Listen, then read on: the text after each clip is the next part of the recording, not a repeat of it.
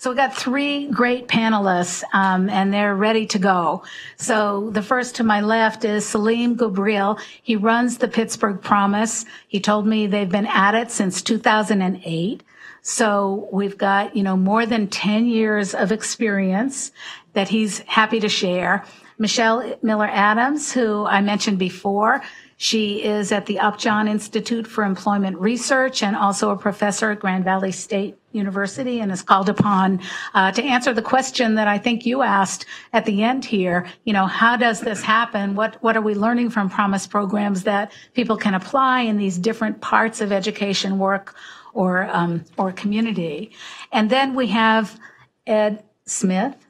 And Ed is a new program officer at the Kresge Foundation, and we're thrilled that he could join us. He did a lot of research here at the University of Pennsylvania. He was the one that studied the Michigan Promise Zones in depth, and you saw some of the data coming out there that was presented this morning. So I'm thrilled that all three of them could be on this panel. And I'm not going to talk very much. I'm just going to ask questions and ask all of you for the questions that you have on your mind. And we'll also turn to the, what is it called? The Slido. But feel free to ask if we need to. But we well. think that the audience has lots of questions, and I think we could have gone on once you got going. So the first question, we'll just ask you to introduce yourself. Tell us an overview of your work, a brief overview in a few minutes, and why it matters to this entire scope and evolution and the sustainability goal of College Promise programs. So we'll start with you, Saleem. Thanks, Martha. It's great to be with you all. My name is Saleem Ghubril. I work at the Pittsburgh Promise. So the Kalamazoo Promise was announced, as was said this morning, in the fall of 2005. So not to be outdone in Pittsburgh in the fall of 2006. Our superintendent of public schools and our mayor called a press conference, and they said, we're going to do this in Pittsburgh. Now, they didn't have 4 anonymous billionaires. They had 4 anonymous hundredaires. And I'm not exaggerating. The first gift, it was the only gift for full 12 months, was a $10,000 gift from the teachers union in Pittsburgh. So, of course, when that announcement was made and the seed money to launch the Pittsburgh Promise was a total of $10,000, people were not dancing in the streets. We weren't celebrating in the city, but instead there was a lot of mockery and ridicule and op-eds that were written about how ludicrous these two individuals are and what a silly move that was. However, the following month, they put together a committee of folks, and I was privileged to be one of them, to work on the design of what our promise would look like and what would be contextually appropriate for our town, and then to also do the financial modeling and to do a little bit of feasibility about fundraising. And then 12 months later, we concluded that our promise would cost $250 million. Then we, of course, yelled at the mayor and the superintendent, like, what did you do? And then we've launched a fundraising campaign. The largest employer in Pittsburgh, which also happens to be the largest employer today in Pennsylvania, is the hospital system in Pittsburgh. UPMC used to be called the University of Pittsburgh Medical Center. They've kind of rebranded as just UPMC. Nonprofit, controversial nonprofit, exceptional healthcare, sometimes really tough practices in terms of doing how they do their business. But with all of that said, UPMC stepped forward and said, we think this is so important that we're going to seed it with a $100 million challenge grant. We'll give you $10 million a year if you raise $15 million a year. So we launched a fundraising campaign that has not ended, but has also grown, because now 11 years in, we know that it's not going to cost $250 million. It'll cost $265 million. And unlike what an endowment could do, this is not an endowment. We're raising and spending. So a real question is, how long will that money last?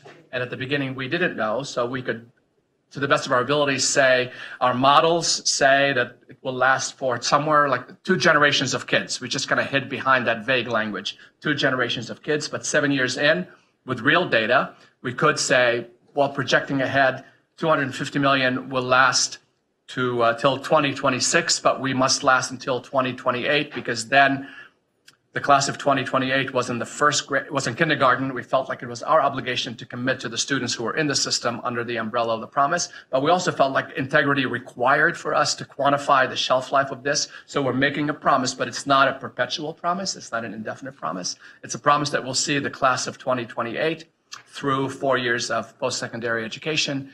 And that will be our 21st class. Each of you has a sheet like this that has some of the data on the outcomes that have occurred this far. Some of these outcomes were cited earlier in the day. And then just at the bottom, simply a snapshot of who the recipients of our Promise Scholarship are. And we do have I find it comical that programs like ours are called a merit-based program because it requires a 2.0 GPA to get the scholarship. But yes, there's a floor, but I would hardly call a 2.0 GPA a merit-based scholarship. But we do think there ought to be an academic requirement of sorts because we know that GPA, every college president I talk to, and they are many, tells me, because I ask them, what is the single most indicator of readiness for your institution? And without fail, they all say GPA. Nobody has said a test. Nobody has said an essay. They've all said GPA. And there are also studies that verify that. I'll stop there and then come back later. So we're happy to have Michelle Miller-Adams, as I mentioned. And, on the panel, we've got a practitioner, a scholar, and a philanthropist. And these are three aspects of these promise programs that are critical. I can call you a philanthropist? I guess so now. Right. So, Michelle, tell us about your work and why it matters to this conversation. Well, it's a pleasure to be on a panel with old friends like Martha, Saleem, and Ed. And so thank you all for inviting me to participate today. I can say pretty safely that I have been at this job of thinking about what college promise program means longer than anybody in the room since I started looking at the Kalamazoo Promise 6 weeks after it was introduced in January 2006 when I joined the Upjohn Institute in Kalamazoo. My mission was to write a book about how the community responded to what was really an unprecedented gift. The idea that somebody was going to pay tuition and fees for a bunch of students coming out of this high poverty urban school district, no merit requirements, no GPA floors, no financial ceilings, and they were going to continue to do that in perpetuity. It was almost the first time anything like this had been tried. It was the first time anything had been tried at this scale. And people understood that this gift was going to have benefits for the students receiving the scholarship and their families, but they also thought there might be some benefits for the community and for the school district that these students attended. So my mission was to try to figure out what those were. And here it is 13 and a half years later, still trying to figure that out. And in the meantime, the population of people looking at these questions has grown in a way that has just made this whole field of promise research much, much richer and has a lot more potential to really inform the movement than it did back when we were sort of toiling in the field by ourselves. So I wound up writing a book about the origins and initial impact of the Kalamazoo Promise. And then what started to happen, not just people from Pittsburgh or from El Dorado, but people from all over the country started to come to Kalamazoo, and it started to take a lot of time of the Kalamazoo Promise folks and the Upjohn folks, and we said, why don't we all get together and try to share information with each other because nobody knew how to do this work. So in June, I believe, 2008, we had the first convening of a conference called PromiseNet, where stakeholders in Promise programs came together. Pittsburgh Promise helped us plan that event. We thought maybe we'd have, 40 or 50 people. We wound up with about 150. And there have been, we're coming up on the 10th convening of PromiseNet next fall at UC Berkeley.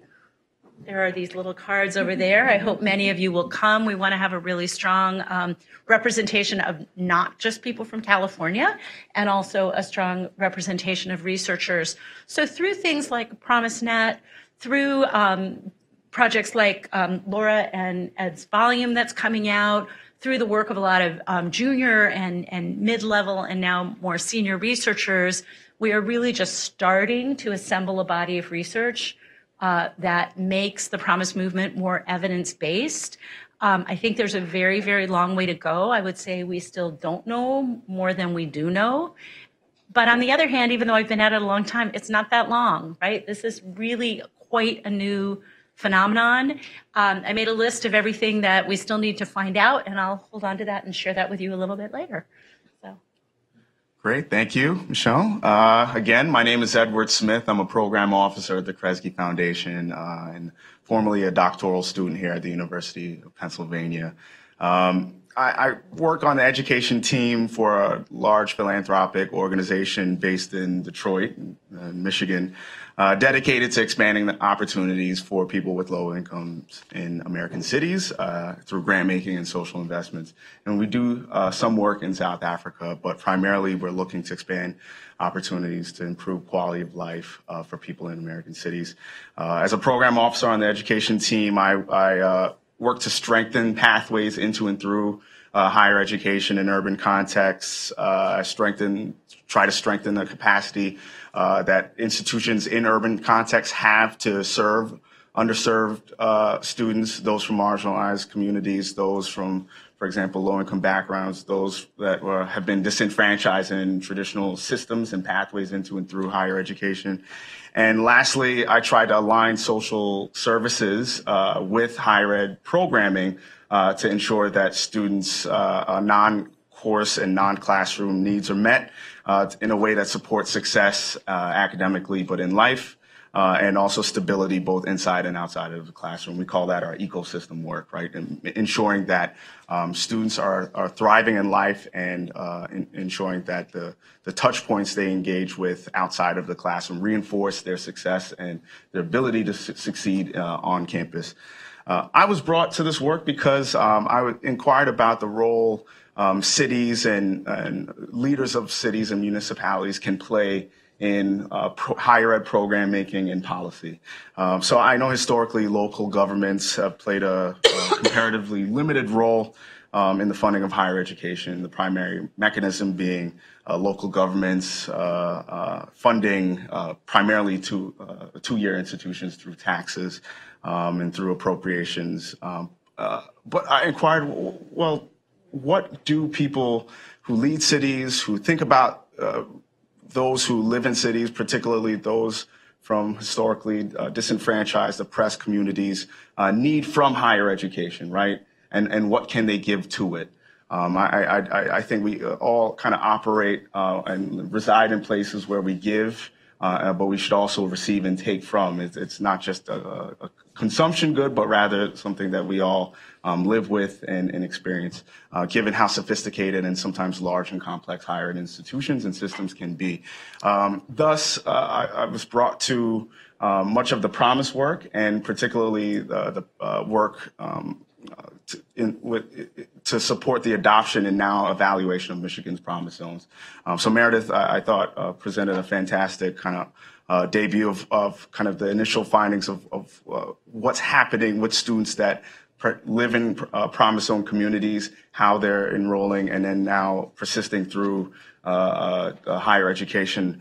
I was particularly interested in the variation in their designs, their ability to fund and sustain themselves, and the variation in outcomes. So that, I think the initial draw was, well, this is a structure that allows for participation from the community to govern the affairs of the program serving its students, because the Promise Zones have an authority board comprised of business leaders, municipal leaders, faith leaders, community advocates, community-based organizations who collectively develop the design features with the kind of the base template the state offered, hopefully to suit the conditions within a community, and hopefully to help guide programming in a way that best advantages and propels their community to better things.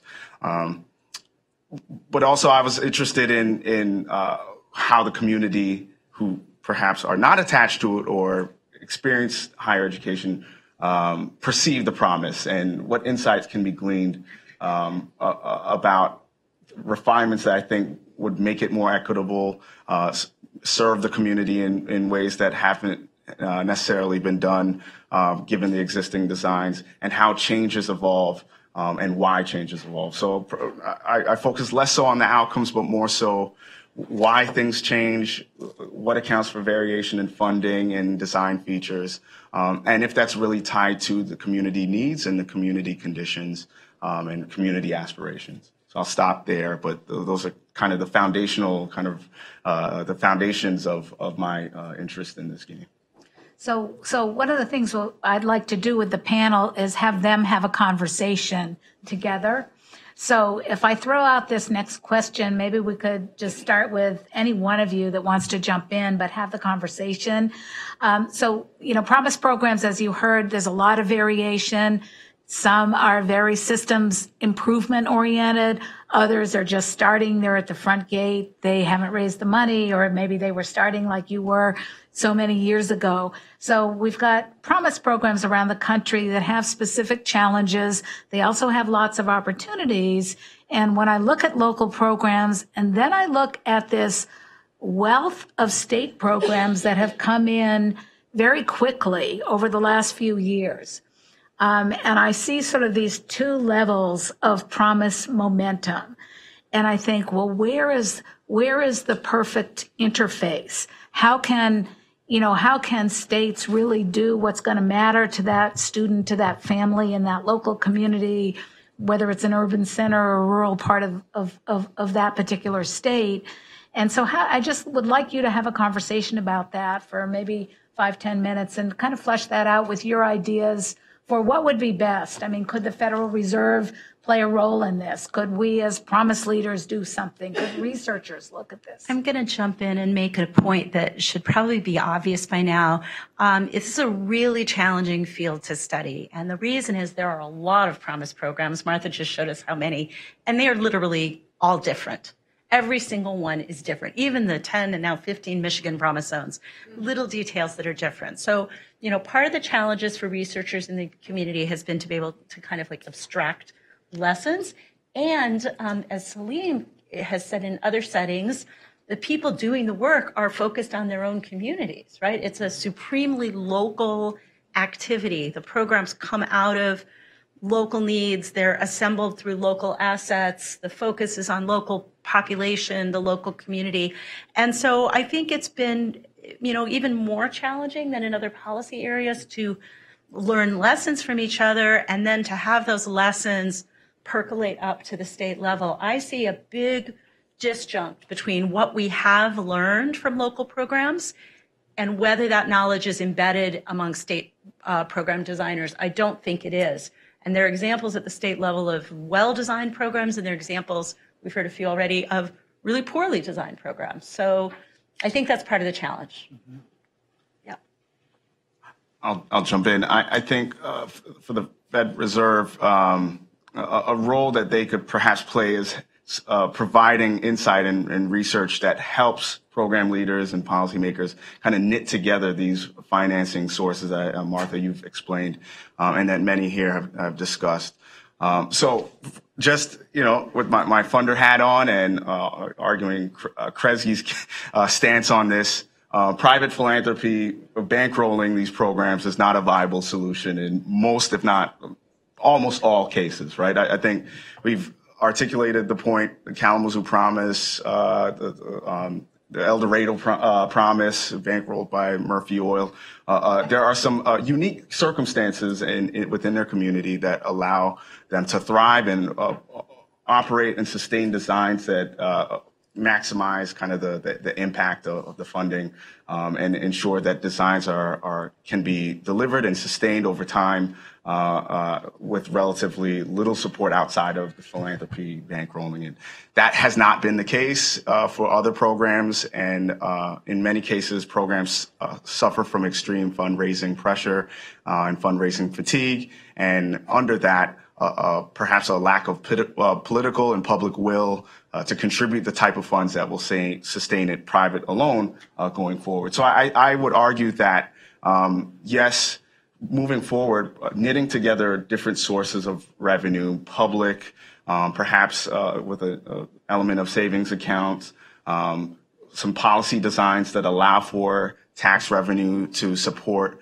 Promise programs. I think the details can be worked out, but conceptually, I think several financing sources will have to sustain these programs going forward. And Saleem could argue this, better than me. I think one thing the Fed Reserve can do is, because of the economic development bent that tends to kind of undergird and cross-cut the programming, provide data and provide insight on potential implications, potential outcomes, and help program leaders and policymakers kind of navigate the space of bringing these sources together, what the optimal revenue models are, how to support the costs of the goals program leaders have, and then helping to kind of facilitate evaluation going forward. Let me just write a note to myself. Take Kresge off my hit list. So I actually agree. I totally agree with that. I think Promise programs like mine, and as a leader of one, I'm telling you this, they are a reminder of our failure on the public policy side of things. This is at best a Band-Aid that will, at least in Pittsburgh, when all is said and done, there will have been 25 to 30,000 incredibly lucky kids, but not as systems change. And when all of the Promise programs are put together, are said and done, there will be several 100,000 super lucky kids, but systems will not have changed. It's a problem. Okay, for those of you who tweet, here's something tweetable. In the late 80s, the cost of tuition and fees at a public university was about $3,500. Today, it's about $10,000. Now, of course, you'll say, well, that's inflation. Okay, now let me put it to you in a different way. In the late 1980s, a kid could work 500 hours at a minimum wage job, which is essentially a summer job, 500 hours at a minimum wage job and pay for the cost of tuition and fees for a year. Today, it'll require 1,500 hours at a minimum wage job to cover the cost of tuition and fees at a public university for 1 year today. So what's happened? Like something dramatically has happened aside from, but that's adjusting for inflation. Aside from just inflation, something, by the way, it's dangerous for me, a lay person to be saying something like this at the Fed. at the Fed Reserve Bank, right. So I hope you will prove me right, and if you can't, just don't tell anyone. But that's a serious policy issue. It's like what has happened to the cost of higher education to increase by so much more than just the cost of inflation. Now, I think one thing that's happened may be the unnecessary extras that we're making kids pay for when they get to college. But I think more than that, there's a lot less public funding for higher education in the public university system. Pennsylvania is the third most expensive public university system.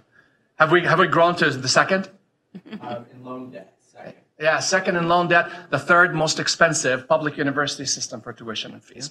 Those are public policy issues that our programs will not solve, and our programs will just kind of like put a few Band-Aids on until they are solved. Saleem is absolutely right, and I think that's a really good way to put it. When you think about what public policy writ large, federal policy, state policy could fund higher ed, right? Even at the levels at which higher ed used to be funded. It would make a lot of these Promise programs not quite necessary, right? It's very interesting. I teach at a large university that stresses the liberal arts curriculum, and I believe that college is good for reasons beyond it will help you get a job. But at the moment, the it will help you get a job argument is the one thing that is really moving the legislatures. So even in Michigan, where we have several proposed statewide Promise programs on the table, proposed by our new Democratic governor, Gretchen Whitmer, she's sitting there with a very Republican legislature that has basically cut funding to higher ed for the last at least 12 years.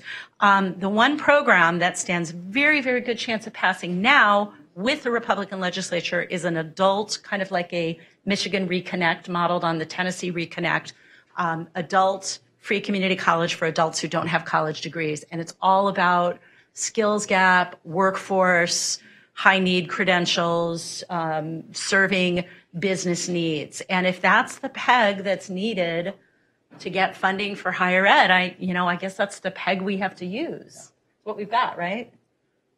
For now, yeah. But let's talk about the equity question of that. I mean, let's talk about if governors do this, and I think you see the studies on the Hope Scholarship and what's happened with that. And so whether it's a Promise scholarship or, some version of an adult Promise or even something that's called something different, do you think, I guess, in terms of the political mindset, that the equity imperative could actually shift the thinking of policymakers? And if not, what could be done to actually change the mindset? I'm a pessimist about equity concerns driving state and national policy, sadly. I'm a sad pessimist. I mean, there's legislation on the floor of the state Senate and House right now that will not see the light of day because it requires raising our state personal income tax in Pennsylvania by 1 percentage point, by just 1 percentage point. And by increasing our personal income tax by 1 percentage point, we'll be able to fund I don't remember the absolute specifics, but basically we'll be able to fund a community college education for anybody whose family income is below $110,000 and a 4-year public university system for anybody whose family income is below $60-some thousand. I mean, like, from my perspective, please, state legislators, raise my taxes 1 percentage point. It's not going to fly. Not when those who control the House and Senate control the House and the Senate. And if you look at the opposite extreme, we could go all the way to the West Coast, northern part of the West Coast. The Washington State College Promise just passed a couple of weeks ago, has some really, really strong equity components. It's a first dollar program. It is good for anybody, no matter your age. You can go to a 2-year or a 4-year institution. And it was passed, proposed by Democratic legislators, passed by a Democratic legislative body in the state, and it's being paid for by a tax on some not formally named very high value tech companies. It's basically a very small tax on Amazon and Microsoft. And that's who's going to pay for it in perpetuity. So in a political context like that, you can do something very progressive, but those contexts are rare. Right, and from my both experience in life and in this work, I too am pessimistic about the equity imperative guiding changes in design that make these programs more equitable for all students. I will say, however, that here's a possible role for philanthropy and for us in the room and from myself, holding myself accountable, trying to find ways to invest in thinking and design changes that kind of make these programs more equitable and expansive in their design and in their approach to students. So, for example, what I often found in my work is that the last dollar scholarship design was very restrictive and structurally eliminated from contention and eligibility students who really, really need the money and really, really need the support. Unless wait. I'm about to jump in, right? Right. Unless you can cover the full cost of it. Even if this is different, even if you're going to rebuke, we all know this to be a gross simplification, and all know this to be a conversation in the literature tied to equity and outcomes, right? So even if we could argue there's a one-off that does it this way or that way, generally speaking, researchers, family advocates, education practitioners tend to see this as a problem. Can we concede on that? No, I fully agree with that. Okay. I don't disagree with you. I would just add a caveat. In our case, we felt like we had to, we give kids $5,000 a year. We commit to $20,000 over 4 years. But we say to them, you can use it for anything. So if your tuition and fees are covered, then use it for room and board. If those are covered, then use it for books. We're on the same team. I'm about to get to you. Right? We're on the same team. Last dollar, full cost of attendance. Sure, right. So last dollar, as first dollar. Restrictive. Right. Tuition and fees as restrictive, right? I think we could concede to that these two features would eliminate from eligibility students who are perhaps the most fiscally distressed and could perhaps benefit the most from a program like this, right? So here with philanthropy, knowing that perhaps the policy climate and fiscal climate may not be conducive to expanding these programs, we could try to incentivize design thinking, changes, strategies, planning, implementation of approaches that get us away from the fiscal limitations that back us into last dollar scholarships and the political climate that says we can't do anything but this because of the resentment politics that govern how we approach students and who needs the money and who doesn't and who can benefit from it and who doesn't. I think for me, it would behoove me to kind of step in and say, well, Kresge's philosophical approach is to, expand opportunity to education, and we have equity as a fundamental tenet of grant making and social investing. Perhaps trying to see if we can invest in ways that unlock program leaders kind of the handcuffs around design features that are predicated on the amount of revenue I bring in, the program costs, and saving a little for staff and retention services, et cetera. I think politically, if we're waiting for that, then don't hold your breath, right? But I think community advocates, foundations, those who really want to see us unlock this kind of paradigm that has us thinking, well, I can't afford the full-time model, that first dollar model that Kalamazoo runs. So here's the best that I could do. I can't afford books and student supports and miscellaneous expenses, transportation, food, perhaps housing. All these things that, as we've articulated earlier today, are important, are a part of the college-going experience, and are not ancillary to success.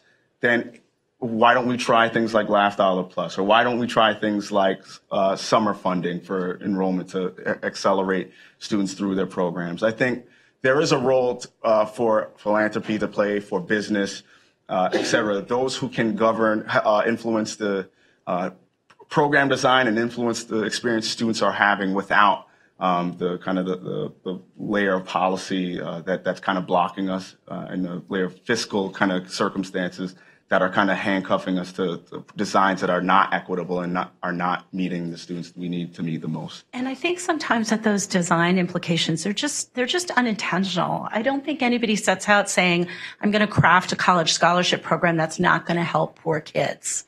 Right? They don't try to do that. They say, oh, we want to have a promise program, but we don't have any money. So what are we going to do? Let's make it a last dollar program and just cover tuition and fees. And then you have this, profound unintended consequence of directing more money to less poor students who certainly need help. I mean, so I think, if you think, that being said, if you think about a community college only program that's last dollar tuition and fees, right. The equity implications, they're not great because it's not bringing new money to low-income students, but they're not terrible because it's probably also not bringing new money to really affluent students, because those students are highly unlikely to go to community college. It's hitting that cohort above the Pell cutoff that is struggling with college costs. And the other thing that I think sometimes gets neglected is that a really key thing about this free college message is that it's delivered early. It's the opposite of the FAFSA, right? It's simple, it's early, and that tends to bring a lot of people who maybe would never have applied for a Pell Grant into the Pell Grant process. In a place like Rhode Island, some of that early data from Rhode Island shows that they've dramatically in Rhode Island, it's small numbers, but big percentages, right? They've dramatically expanded their enrollment in community college, and it's low-income students who are going. They're going because the message is now, hey, your college costs are going to be covered. Fill out your FAFSA, go to college, tuition free, and a lot of students are doing it. Yes, the funding structure is not ideal, and if you could move toward more of like a first dollar community college only program, that would have some really nice equity implications, or cover the full cost of attendance as they do in Pittsburgh, that would be good. But let's not downplay the fact that this has really broadened who's even applying for Pell Grants. Yeah. Okay, I'm going to ask another question. Sure. A lot of people, we've had a lot of conversations today about GPA, and ranging from, more merit-based. The New Haven Promise, I believe, is a 3.0 GPA, and the Chicago Promises for the community colleges are 3.0. So you're starting at a higher level of GPA. You're going to have better outcomes. If you have full-time students, that's a no-brainer. So I'd like some thought about, if you were to design a promise yourself, would you all agree that you would put a 2.0 as a minimum, or would you do a 2.5? What are your considerations around putting, a merit-based requirement there? A few promise programs, as I said, have no GPA, but most of them have a 2 or a 2.5, and some of them now have a 3.0. Well, I think only about half have some kind of GPA requirement. I would design a program that has almost no requirements, and I would have a lot of students who would go off and would be poorly prepared for success. But I would be offering a lot of opportunity to students who, some of whom would take advantage of it. And you didn't tell me I had to be careful with my money, right? Don't. No, open season. Yeah, I mean, in general, I'm opposed to requirements. I think community service is a really great idea. I wish everybody did it, but should you peg getting your Promise scholarship to doing X many hours of community service? No, somebody earlier today said partly because somebody has to keep track of that, right? Who wants that job? I think about the Excelsior Scholarship in New York and this idea that if you don't stay in state for 2 years after you use it, your grant converts to a loan. They're not there yet, but if they're serious about that, which they seem to be, someone's going to have to keep track of that. And then the state of New York is going to need to try to go collect on those scholarship grants that they gave. And, it's not clear whose job that is. I think we probably have some disagreement among the GPA. So I'll cede to my colleagues and see what they think.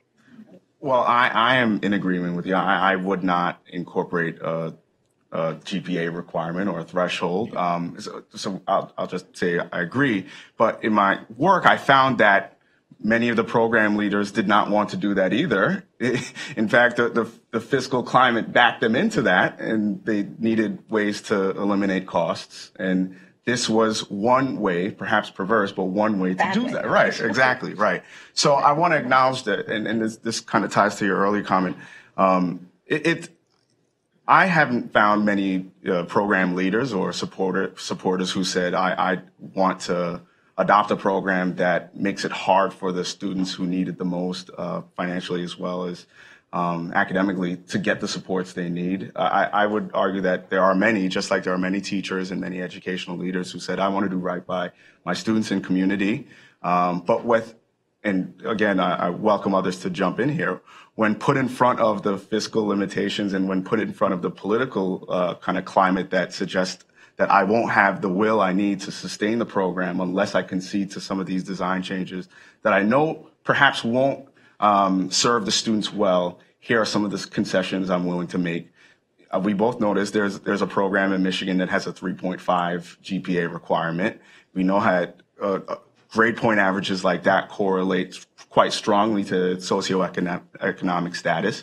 And while we could talk about the branding and the philosophy of the program and what it's intending to do in the community, there are program leaders and those associated with it that said, I would really like to bring this down, but here are the concessions I've made as far as the design and the money I have to support the programming I'm trying to operate. So I would push back on, it's not necessarily intention. Sometimes it's, the choices that are made in the face of some of these structural issues.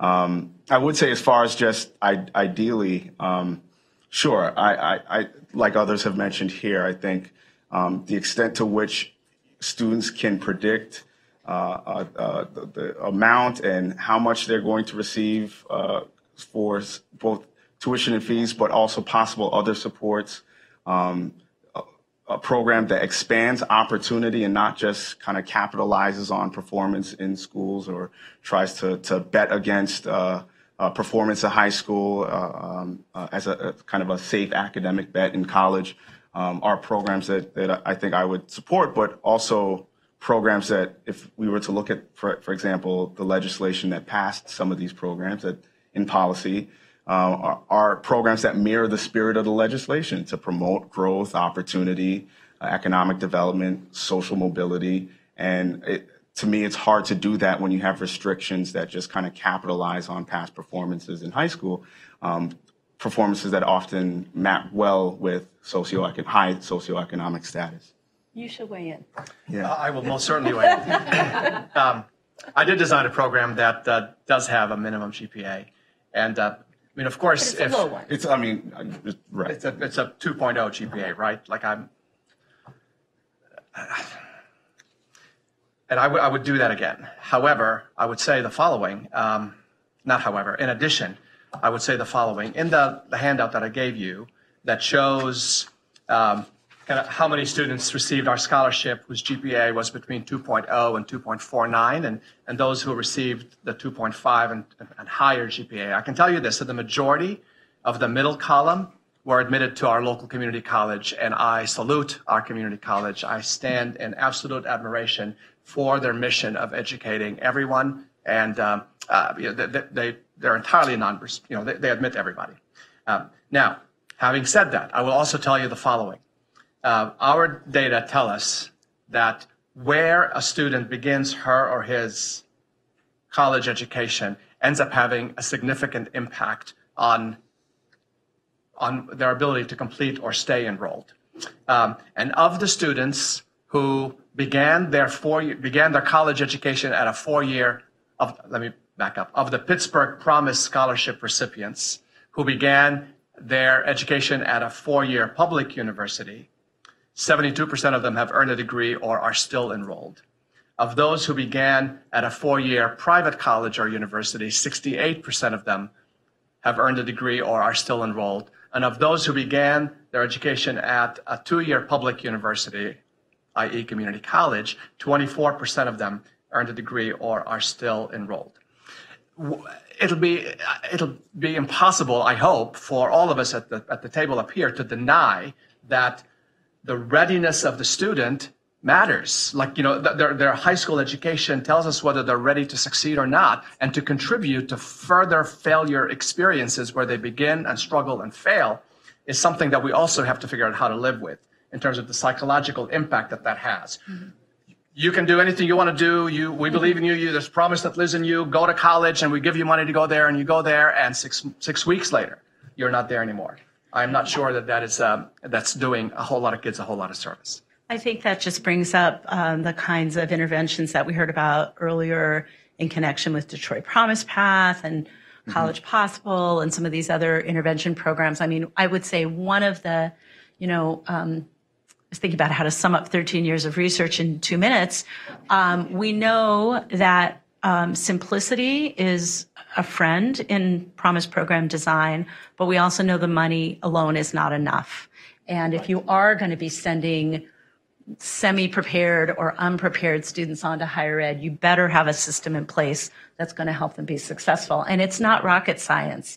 We know what it is, right? It's these high-touch coaching model programs that cost money like everything else. And it's time to send that message out there that if you're going to have a Promise program, you can't just fund the scholarships, or somebody's got to fund something other than the scholarship. And I would actually put some of that responsibility on the higher ed system. If you are going to admit kids and take the money that they bring with them, whether it's from Pell or FIA in Pennsylvania or from a Promise program, you have the responsibility, as Georgia State has demonstrated it's doable, you have the responsibility to ensure their success if you're going to admit them.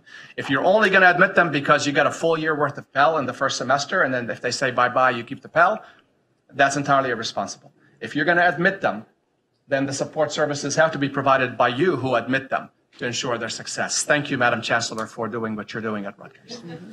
So, I mean, that touches on the quality discussion about, how, for one thing, do students make a choice for a quality option that they have if they have a variety of options, and if they don't have a lot of options, still, how can they look for quality? And is there a way, I guess, or any thoughts that you've had, any of you, for ways colleges and universities could work together? I have spent a lot of time in one region, just a lot of psychological time, trying to figure out, is there a path for them to co-market the opportunities, knowing that there are going to be better outcomes at 3 of the institutions, and can those 3 institutions impact the other 3 where the outcomes aren't that great? And is there a way that Promise design work can impact that philanthropy can impact that matching funds can impact that? Because it gets down to sort of the siloing. This is my community, my school, my area, my high school, my elementary school. You can go all the way down or all the way up. But I'm just wondering if you have any thoughts around the quality question. It's very worrisome that a lot of these, statewide programs just have the 2-year option. And if you're impressed by the incredible, success rates of students through the Oregon Promise or the Tennessee Promise, you have to look who those students are. Those were students who probably could have gone to a 4-year school, and now they're going to a 2-year school, and they're doing pretty well. Some of them may not do as well as they would do if they had gone straight to a 4-year school. So I think one of the first things that could happen, and it is happening in California, which is, I think, a leader on this issue, is just get rid of college courses that don't bear credits. The developmental coursework is a huge barrier. It's a huge challenge for Promise programs. And states are, I don't know how many, but are increasingly moving to this idea that if you're offering a class as a college, it's got to have credit attached to it. And if you need to provide supports to students, correct or support so they can be successful in that course, do that. But if you're serious about transfer pathways, having people spend time and money on classes that are not moving them toward transferring or a degree is really problematic. It's another part of the broken system. Can you fix that? I'll try my best. I think I agree with all of that. I think one thing I'd add is if you could get and cut through the competitiveness that I think you're alluding to, Dr. Kanter. I think if you can get through that, that would help, right? Because they're particularly associated with local programs. There is an element of competitiveness, both at the program level, competing against other communities and cities that may adopt these things, and I want to retain the talent or make best use of the talent. And I know that has implications for economic development and migration patterns and things like that. So there's some competitiveness there, and then there's also some competitiveness, at least I found, with higher ed institutions, right?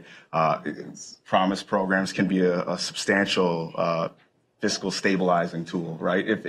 If you're close to a community like, for example, Kalamazoo or in the state of Pennsylvania, or have a strong partnership with a college promise programs. But so I there's a lot to unpack there, but I would say this, for those adopting programs and for those kind of considering modifications to the design, and it might be good to form a network of promise programs, such as the Michigan Promise Zones Association, to help kind of build a peer community that is wrestling through design changes, help kind of advocate for funding and strategy at the state level together, and then it helps in advocacy when you approach colleges and universities, saying together us 10 or 15 are sending X amount of students to your institutions. Here are the changes we think would best serve them.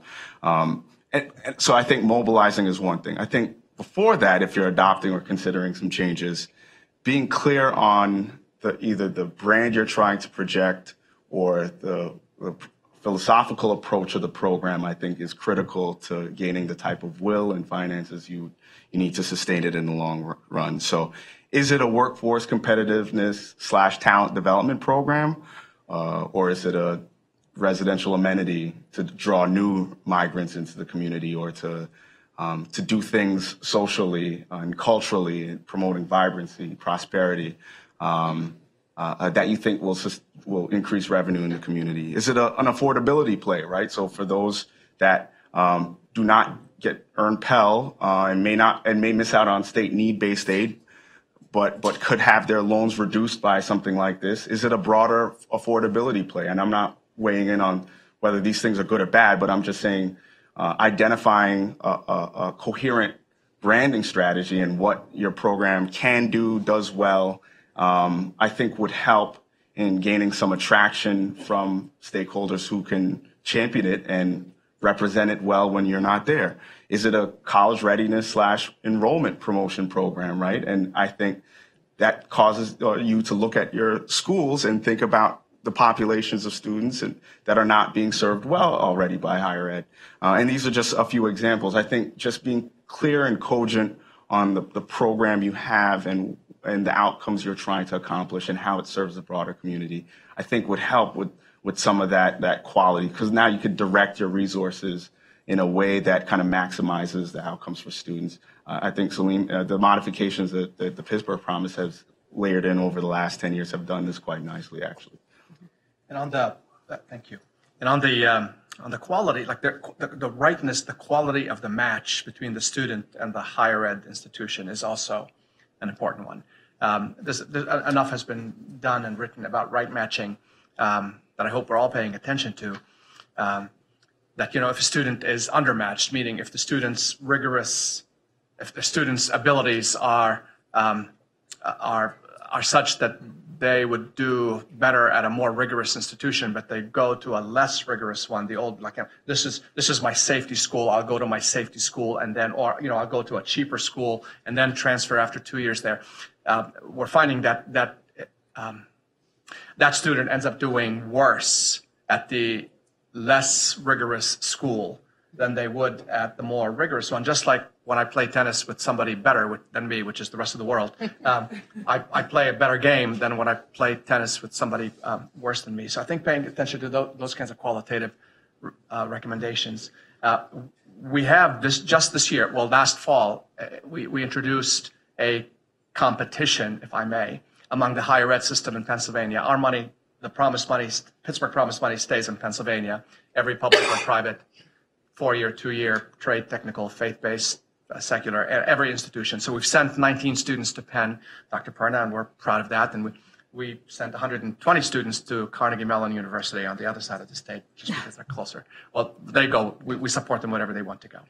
But and up until this year, we were agnostic about where kids went to school as long as they went to school in Pennsylvania. Last year, we announced that we're going to begin promoting schools. And we will promote schools within Pennsylvania that commit to these two minimum things. One, using predictive analytics to push robust support services to our population of students when they get there. Now, we'd like them to do that with every population of student, but we only have leverage over our cohort. So we will promote you if you use predictive analytics to push support services. But also, you must, in order for us to promote you, reduce the cost of living on campus, your tuition, your room and board, by at least $2,000. And our pitch there is an empty bed is worse to you than a discounted bed. So if you have any empty beds, then use that empty bed to enroll our kids, but give them a discounted rate. And we have 3 universities in Pennsylvania who have reduced. We've asked for $2,000, they've given $10,000 because they see great value in having our kids come with some money. And why did we push these 2 things? Well, because we're seeing everywhere we look that those 2 things matter. For our urban kids, we need them to get out of their neighborhoods, and we need them to be in places that are not packed with distractions. We want them living on campus and not just staying at the community college in Pittsburgh. And then 2, but once they get there, we want them to have the support services. And we now have 24 institutions that have signed on to that pledge, and we're promoting those 24. Kids can still go to the other 190 schools in Pennsylvania. Pennsylvania is very rich in post-secondary institutions. They can still go to any school, but we will promote the 24 that are doing that. Yeah, it's interesting you're saying that because I've been studying Say Yes to Education, which started in Buffalo, Syracuse, and they've migrated now to Guilford, North Carolina, and Cleveland. And what they have done over these years that they've been underway is they now have over 120 private nonprofit schools that are part of their network, and they are promising not the same, but those kinds of solutions to students, which have to do with actually financing, tuition discounting, housing, those kinds of things. So it is something that, I think states could, I came from California, so we had an oversight committee, I remember, at the state level of private post-secondary institutions, public and not-for-profit and for-profit, and they disbanded some years ago, and they started it up again. But I mean, that would be a fantastic role for states to play, to say, where are the quality institutions in the states, and can we have these partnerships, and could states play a role in cementing those for more students to attend the best schools that they are going to feel meet their needs, knowing all those issues about choice.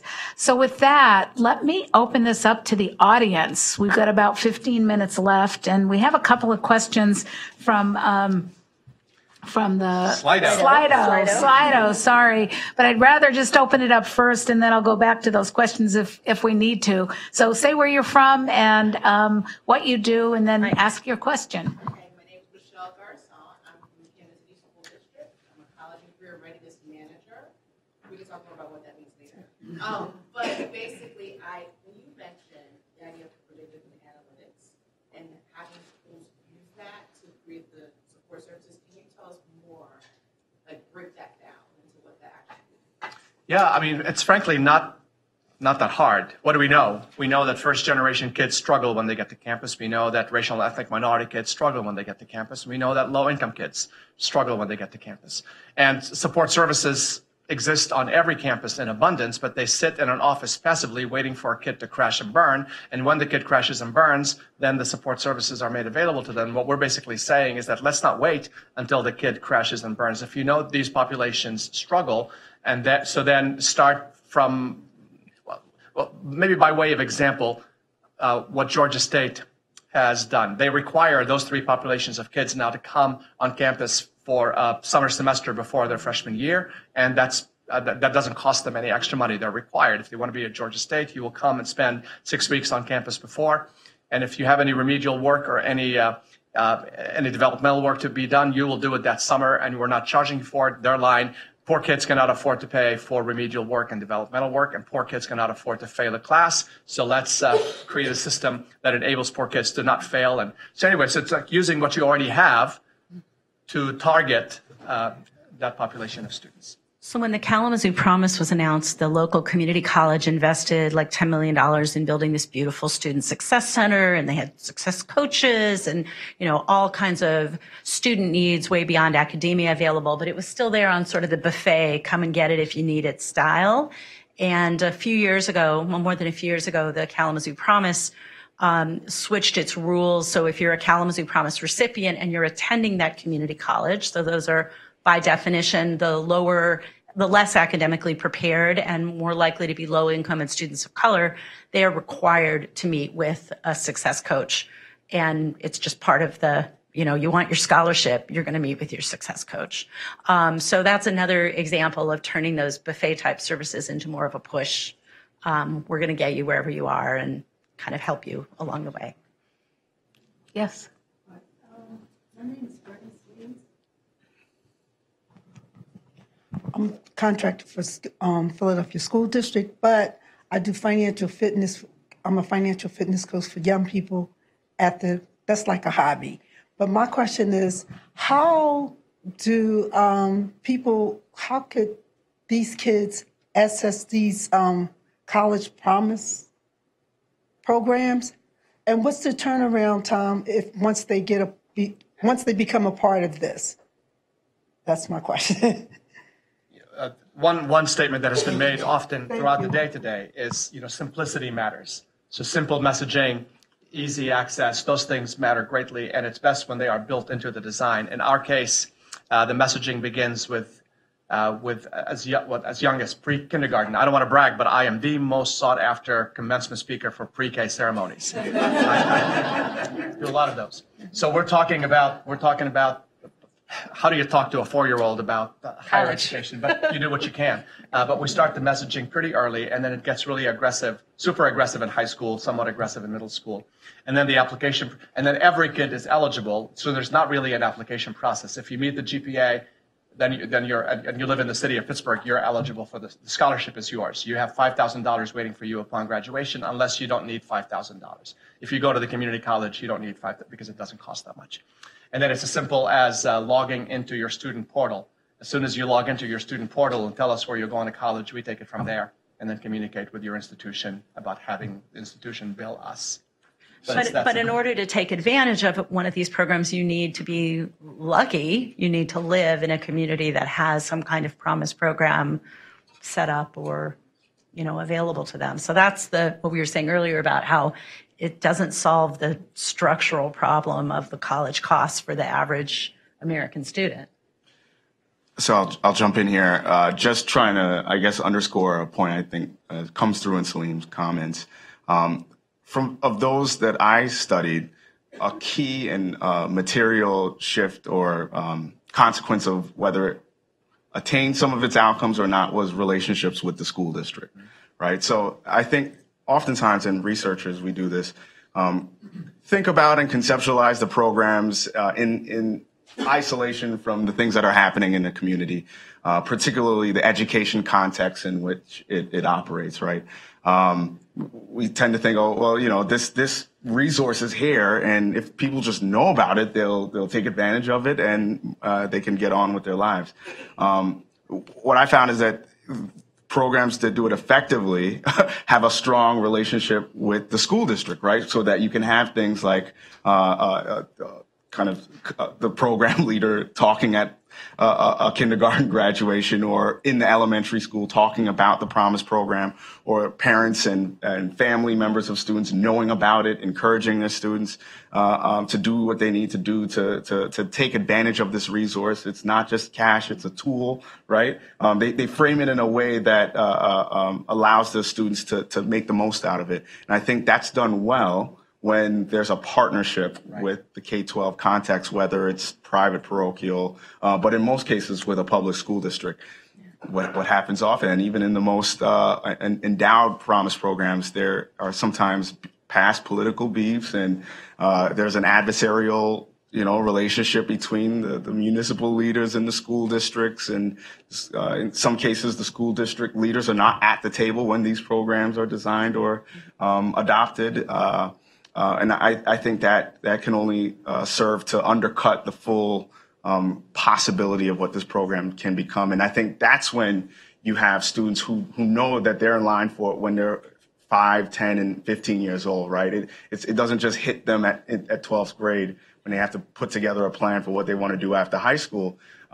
There's an option there at 10 years old, right? Now, if I do the best that I can in school, that this tool, and not necessarily just the cash, but this tool to make some of my aspirations come true is there for me. And I think that happens best when there's a strong partnership with K-12. I think that's another really high-level lesson that we've learned in the past 13 years of Promise research, which is that you kind of had this idea, if you just kind of put it out there, not only will students make use of it, but also, the system will change to make the most of it. This, alignment will materialize. And it turns out that alignment doesn't always just materialize, right? Alignment has to be cultivated and intentional, and it's really hard work because it involves personalities and, histories and politics. And so, if you're going into the Promise field thinking, oh, we're going to develop this awesome scholarship and then like all kinds of awesome things are going to happen, that's not really how it's going to work, right? You know that. Let's make a sausage. We know that, yeah. Yes, why don't we go ahead? Robert. I'm Robert Nathanson. You got to use the mic, please, because they're live streaming this and there were issues. So if everyone could use the mic, that would be helpful. Thanks. Hi, I'm Robert Nathanson. I'm at the Consortium for Policy Research in Education, or CPRE, which is in the Graduate School of Education at the University of Pennsylvania. Thank you, everyone, for being here and for all the panelists. I completely agree about the K-12 because we talk about the, Saleem, you had mentioned about some of these students, whether or not they're successful at community colleges in Pittsburgh. I'm from Pittsburgh. I think about that as a failure of K-12 education. If the students are not prepared by the time they exit school, that's putting a lot in their wraparound services to help these students in higher education, but getting to them earlier, what can the school districts do in K-12. And so it's great that there's a lot of knowledge around these programs and you're sought after as a commencement speaker, but I was wondering if you could talk about partnering with those K-12 institutions, sure. What people have done in high school around career readiness, college readiness, introduction to advanced placement courses, different things that the districts can do to make sure that when the students are at a point to take advantage of these programs, that they're going to be successful when they get on campus. Thank you. So you're right on, Mr. Nathanson, as far as the responsibility of the pre-K-12 system getting kids ready for post-secondary. And it is a failure of the system when kids are graduating or not even graduating. Those who are graduating may be graduating not ready, and then many are not even graduating. I would just add a little caveat to that. It's not a little one. It's a very complicated one. A full 5% of the kids in Pittsburgh public schools are homeless. A full 55% of the kids in Pittsburgh Public Schools are dependent on the Department of Human Services for a variety of human services support. That's not in and of itself a bad thing, but it just highlights the fact that for so many of our kids, from the time they wake up in the morning, even before they wake up in the morning, they are facing enormous giants that are in their way, that the school can only be a player in addressing, but not the only player in addressing. So that's why you've got to have in a system like ours, and in maybe every urban system, an orchestra of players who kind of lock elbows around that population of kids. And there's a growing move in many cities. Pittsburgh is one, for what they call the community schools model, where the resources of the community are made very readily available inside the school building, and where the school building becomes the hub of the community, not just for education, but for all services.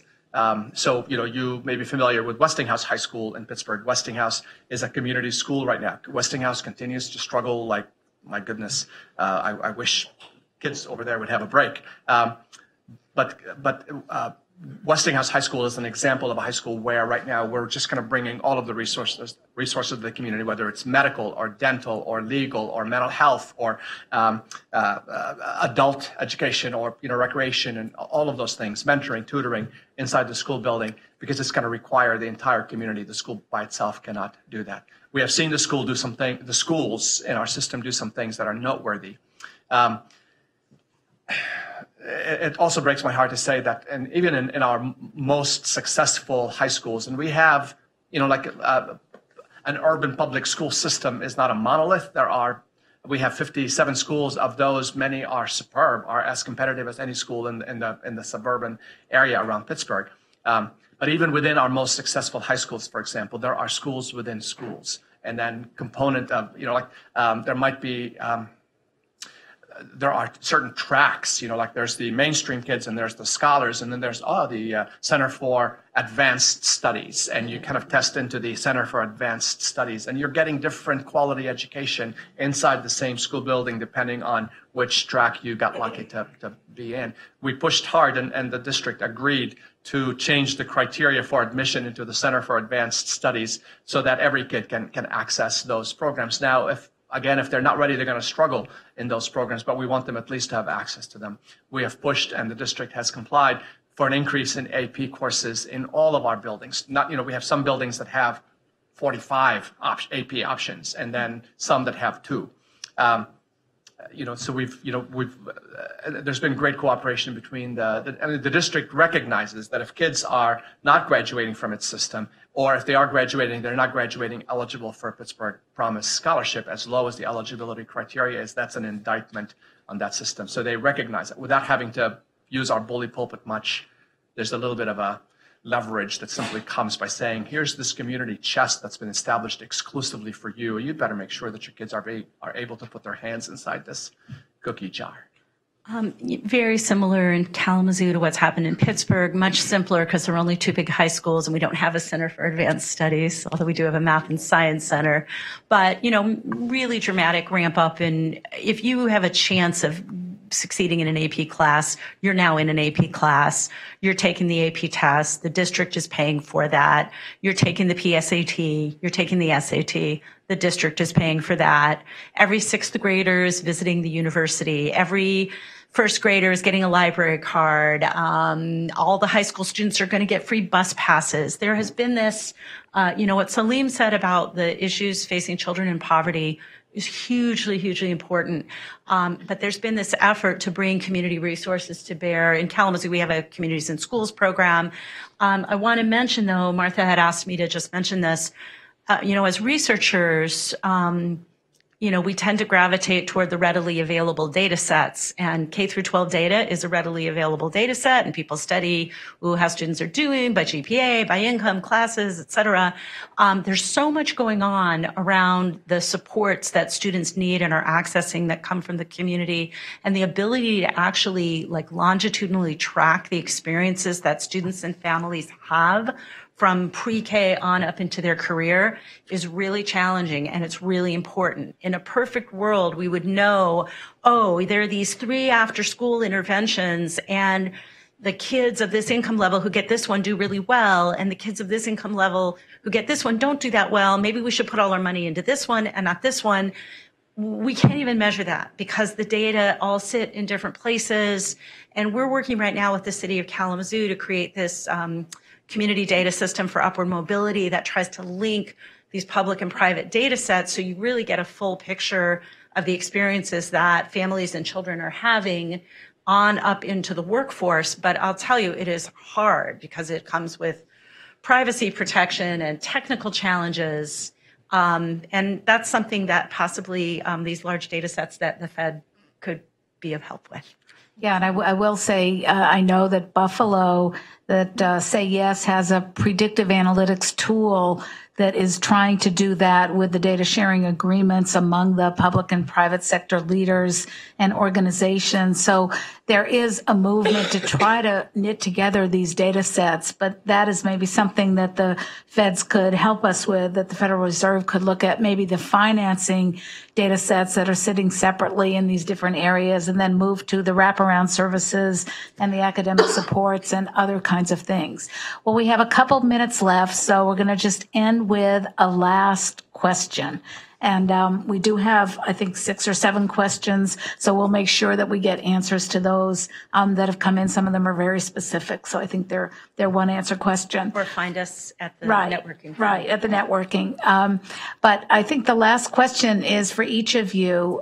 Could you tell the audience one piece of advice that you think is most important? They play very different roles. Some are coaches, some are promise leaders, some are policymakers, some are researchers. So we have a wide variety. Some are Federal Reserve officials.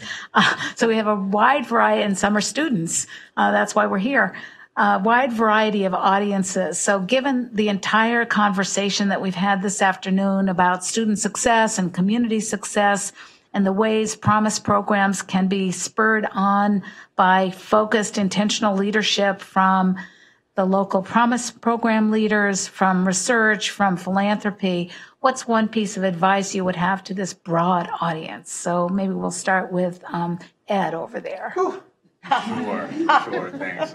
Oh, this away, then I can close out.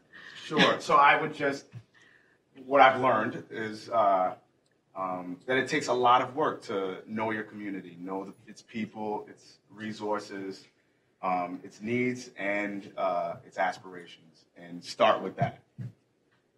And if you don't know, work on that. That's great advice. And I would just say that the value of the place-based scholarship model is that it has these private benefits for families and students, but it also has these public benefits for school districts, for communities, for economic life. So both of those have to be pursued really intentionally, but you don't want to lose sight of, oh, this is just about helping kids go to college. This can be about transforming systems if you do that hard work. And then 11 years in for us, I've had the privilege of leading our organization from day one. And we have had to make some really, really tough choices along the way and some horribly painful adjustments informed by data.